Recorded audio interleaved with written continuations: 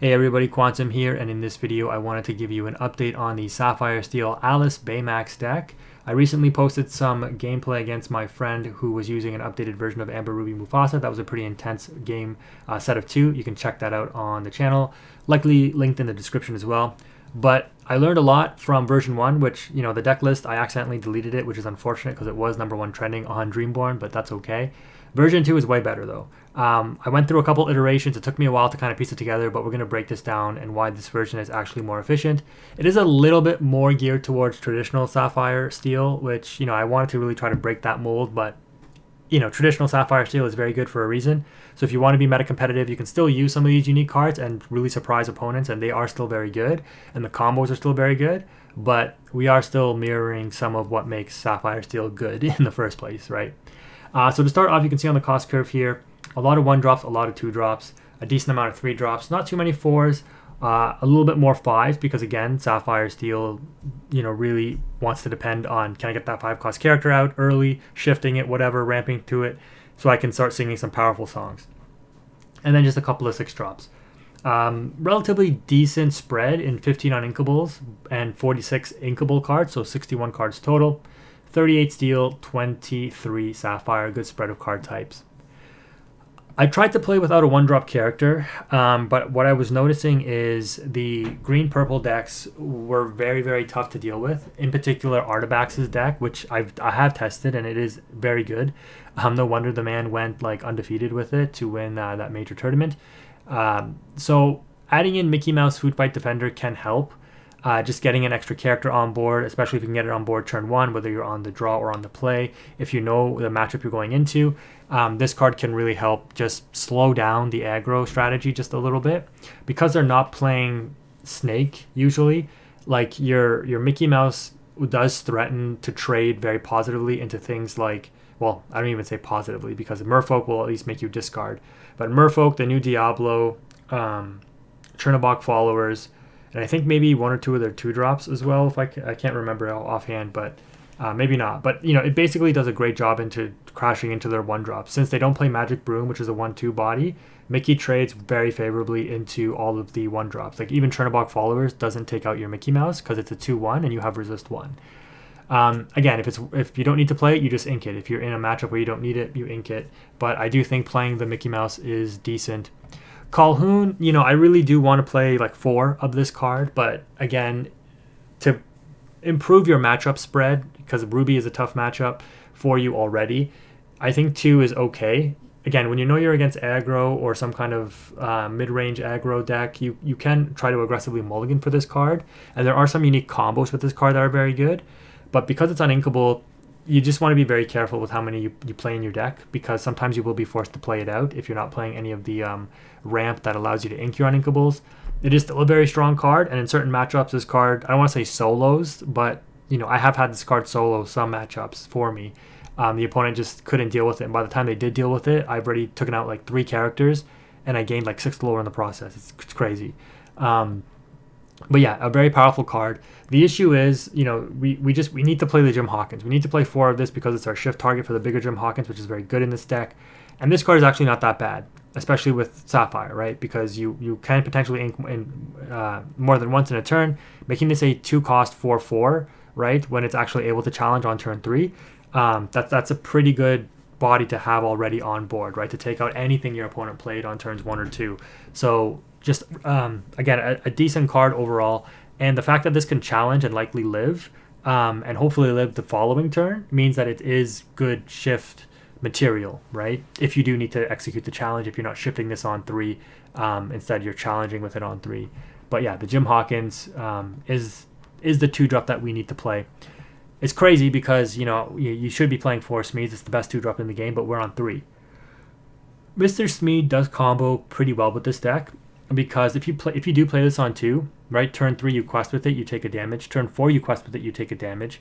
Turn 5 you quest with it, and you don't end your turn. You play a Baymax, you heal the 2 damage that you just put on, you had on this from the previous 2 turns. You gain 2 lore from that. If this survived, so if this survived and did that, you gained 6 lore off the Smee and then another 2 off Baymax. You gained 8 lore from Mr. Smee questing, if it didn't get challenged and taken out. And then you've healed it up. So at the end of the turn 5, where you were about to lose it to being banished, it now only takes 1 damage again, and your Baymax can continually heal it if you wanted to. So very powerful interaction to insta-heal the Mr. Smee.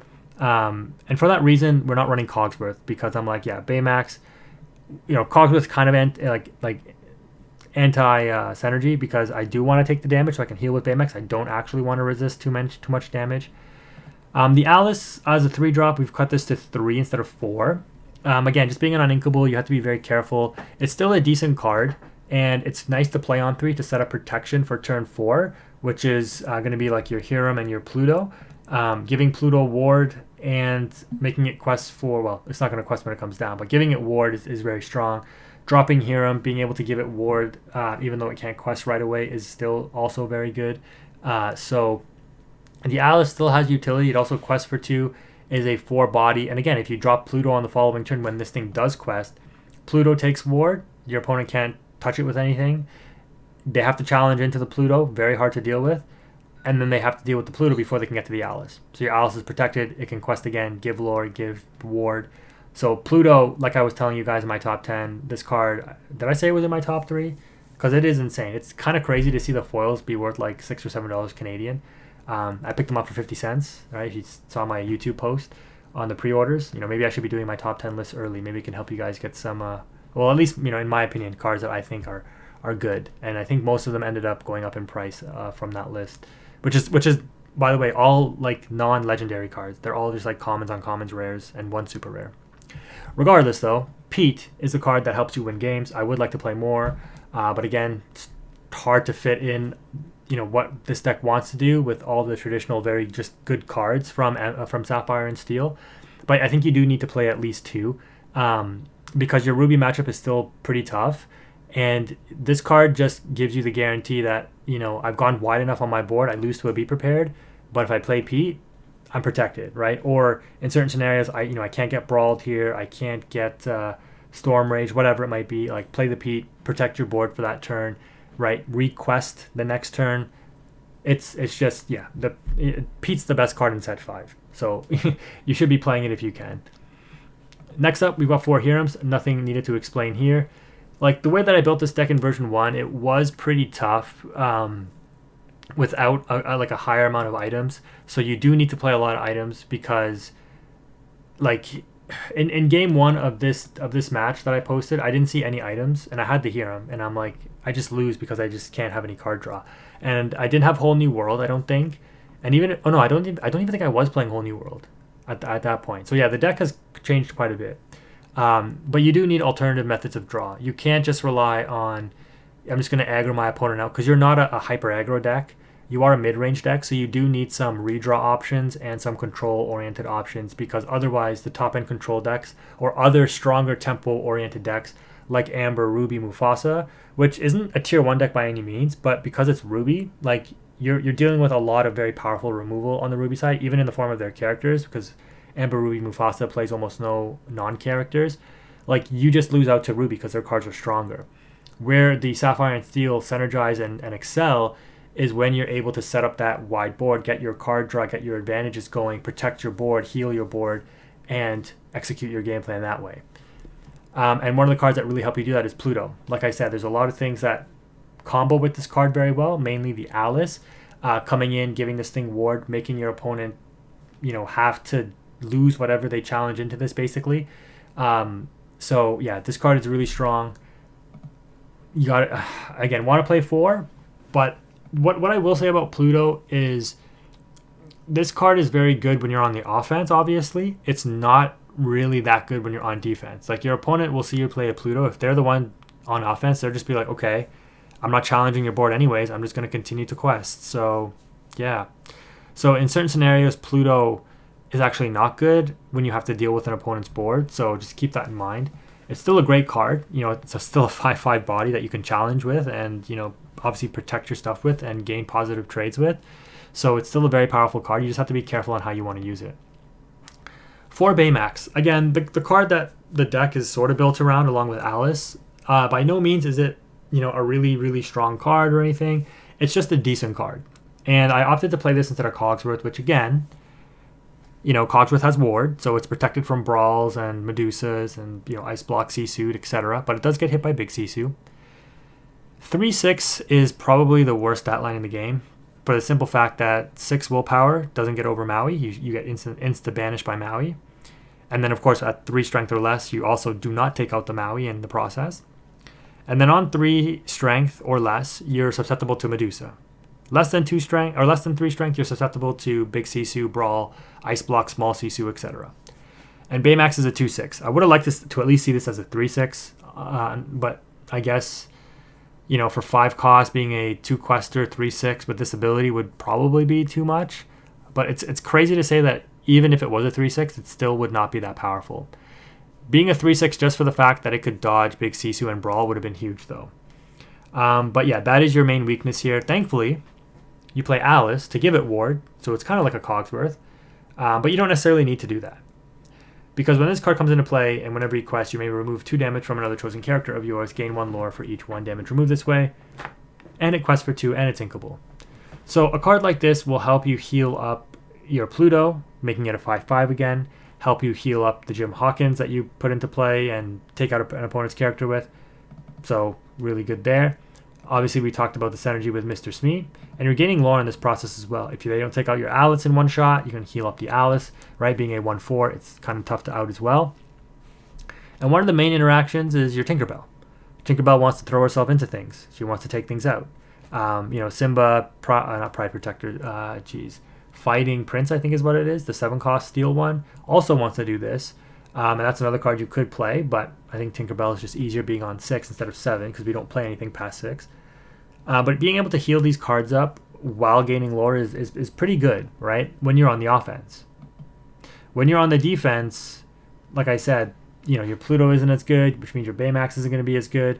But on the defense, you have things like the Jim Hawkins dealing 1 damage, the Tinkerbell coming down to check the offensive threats that you really want to go for. So this deck has a little bit of balance. And obviously Calhoun can help as well on defense to a certain extent. So you have a number of couple defensive cards that can help you out when you're not on the offense to help you stabilize.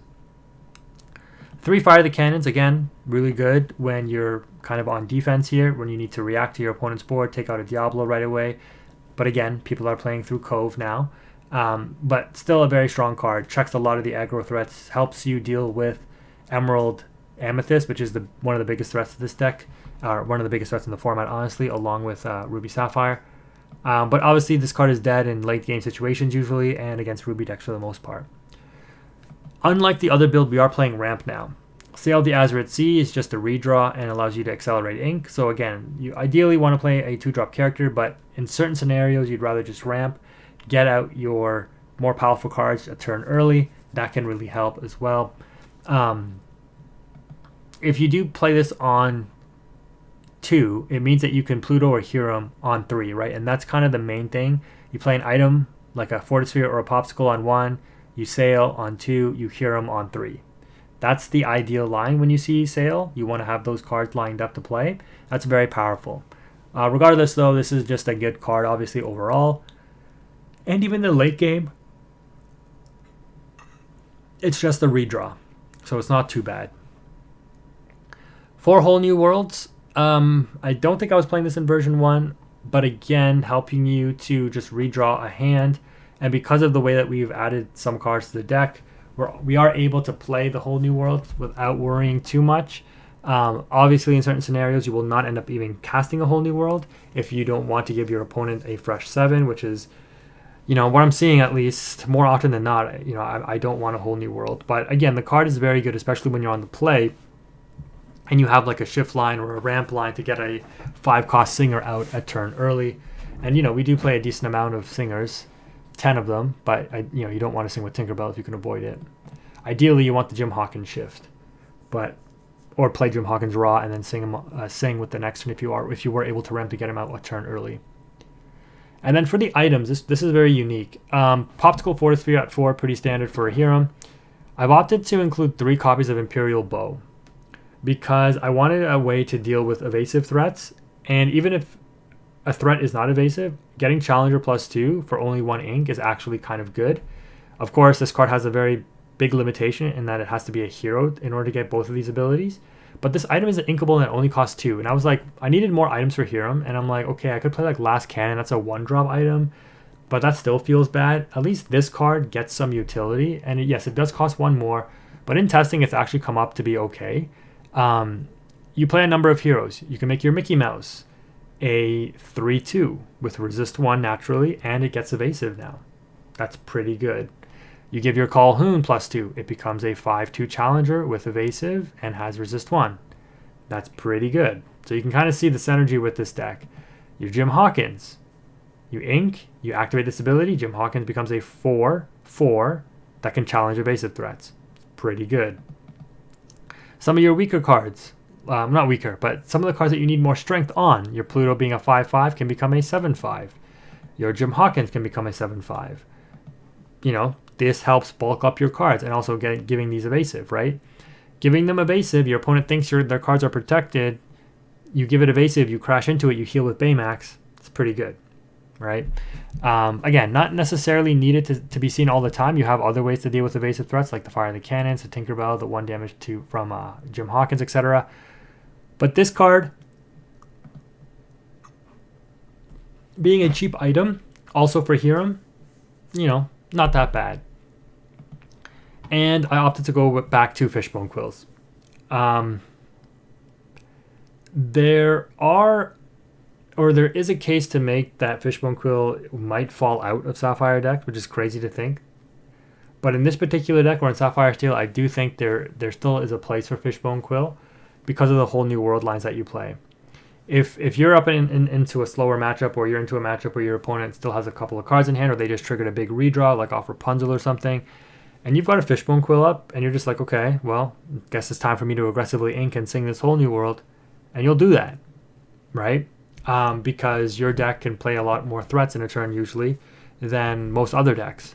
So, you know, you ramp, you play out a bunch of threats, and if you have multiple whole new worlds, you ink them. If you're not going to use the whole new world because you're like, my opponent's already on no cards, I'm able to deal with their board, I'm not going to give them a fresh 7, you ink the whole new world. Like, it just makes sense. Plus, being at least 15 items here gives us a lot of, you know, hits off Hiram versus just playing like 8 or 10 because, you know, I want to play the Hiram and I'm playing these 8 and maybe I add in 2 random cards. It's just not enough items. So this is the deck list. It's pretty interesting in my opinion. It worked out decently well for me. I'm going to probably show you some simulations just again to show you some of the lines. Again, it's pretty interesting.